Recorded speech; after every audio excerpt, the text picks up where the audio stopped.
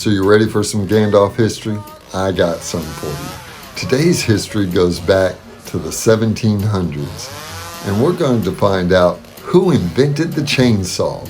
Well, you're probably thinking to yourself, well, that's an easy one. It was probably loggers or woodsmen that invented the chainsaw. Well, if you guessed that, you're absolutely wrong. No, it was two dudes. One of them was James Jeffrey. The other one was John Athen. And they had nothing to do with the woods, with logs, or anything outside. These two guys were doctors. And what did they do? Well, they delivered babies. Now, back before the 1700s, it was actually a difficult situation to deliver a baby if it were breached. There was no C-section back then. So what they would have to do is they would put the woman on the table, spread her out, and prep her.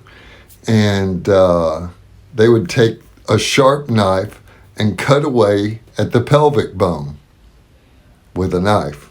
Now, this process took a while, so a lot of times the baby didn't make it, or the mother would bleed to death, and there was no anesthesia either.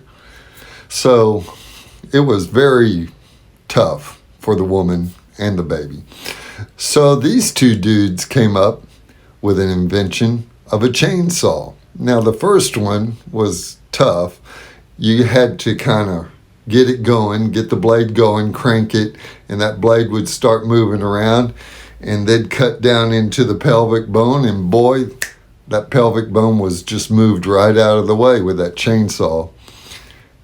And that was the beginning and the history of the chainsaw. Two doctors in the 1700s, James Jeffrey and John Athen.